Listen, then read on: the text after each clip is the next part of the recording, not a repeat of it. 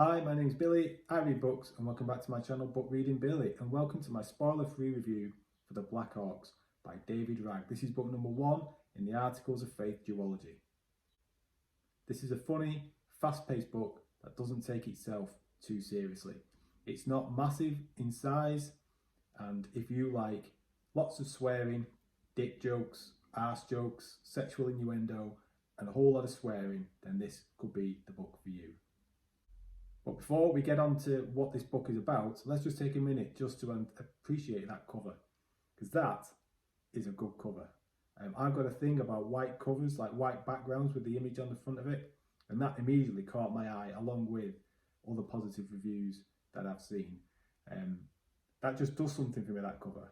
And as the saying goes, don't judge a book by its cover though, because if you see that and you think, yeah, I'm going to get it, great, but just be warned about the language, because there is a hell of a lot of bad language in this video.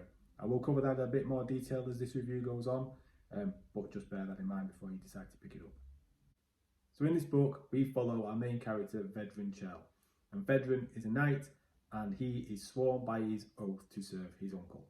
Now, unfortunately for him, things haven't turned out particularly well. He's not happy with how things are going, and when we first meet him, he's very drunk.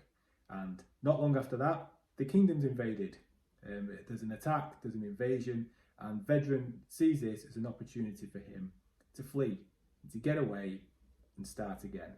And he realises that his only chance of survival really is to flee.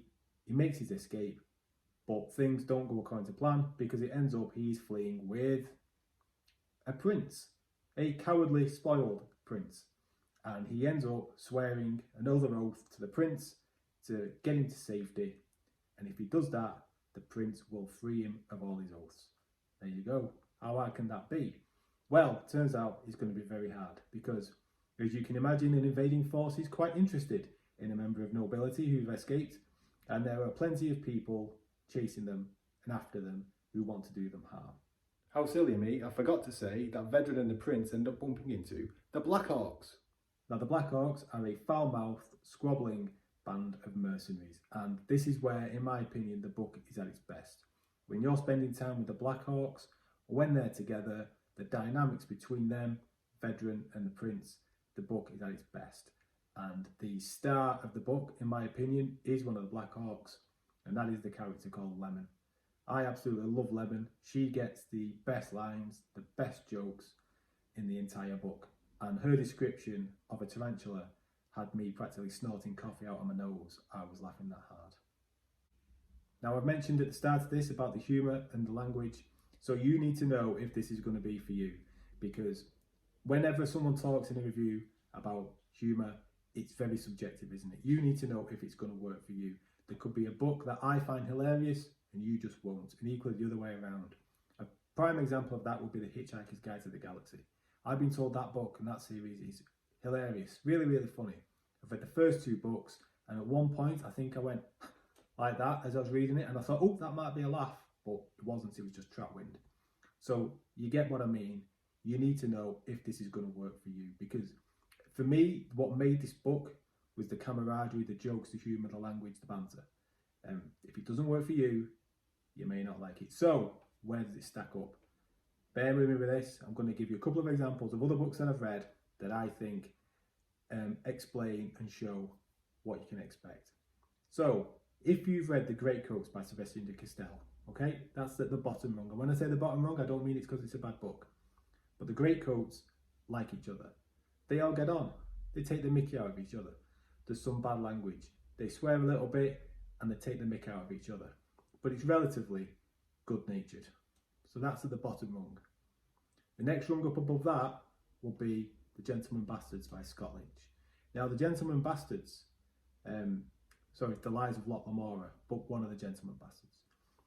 They get on, they swear, they take the mickey out of each other, but it's just a bit more. It's a little bit harsher. There's a bit more swearing. It's not quite as good-natured as The Greatcoats. So if you've got The Greatcoats there, you've got The Lies of Lot Lamora there, where you then get the Blackhawks. Because of the Blackhawks, the bad language is more often. They don't particularly like each other at times. the swearing and the language and the insults is a bit more barbed. It's a little bit more cutting. So that's why I put it a little bit higher than the Lies of Lot Lamora. But then above the Blackhawks and taking top spot would be The Manifest Illusions by Michael R. Fletcher, where that just takes it that little bit further. It can be quite, well, say quite, very cutting, very insulting, bit disgusting, bit vile, a little bit, well, very needling. The Blackhawks isn't as bad as that. It's not at that level. So that's where you're going to find the Blackhawks. So if you've read any of those books, if you find any of those books funny, if you enjoy that kind of humour or banter, then you can kind of expect to like the Blackhawks as well. So as I said at the start, this book doesn't take itself all that seriously. And albeit that's a good thing and I enjoyed it because of that, I do feel it stops it from it being anything higher than a 3.5 out of 5 read for me, because yeah, the humour is good, the fights are good, the action sequences are good, the world building and the characters are good, but it can only go so far, because even though I was enjoying it, it did get to the point where towards the end I was thinking, like, okay, you've exhausted this a little bit too much now. I think it's about time we wrapped it up. It kind of just went that little bit too far, almost.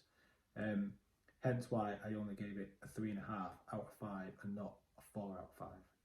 In terms of how the book wraps up, the ending was good. There was some good reveals at the end, a few little twists and turns, which were quite interesting to read. I've read better endings of books, but this is definitely not a case of like the author has missed the ending or not failed to land on the ending or anything like that. You can read this book knowing that by the time you get to the end, you will get a satisfactory result. So in terms of whether you should try this book, if everything I've said so far floats your boat and you've liked some of those other books I've talked about, then yeah, definitely give this a go. I read this when I was wanting a break from deep, dark, dense, epic fantasy. This isn't as deep and dark as something else you may be reading, so if you were wanting a break from, say, The Wheel of Time, if you were wanting a break from The Realm of the Elderlings or Malazan or some other big, dense series, definitely give this a go, because it'll give you a laugh. You can breeze through it pretty quickly, and it's a good read as well. So definitely give it a go. I will be finishing off this series. It's a duology as well, so it's not a massive commitment. I own the second book. I will be getting to it, and if David Wragg brings out any more books, I'll definitely be giving them a go. So let me know what you think down below. Have you read this book? Will you read this book? Let me know, and I'll see you again in the next video. Bye.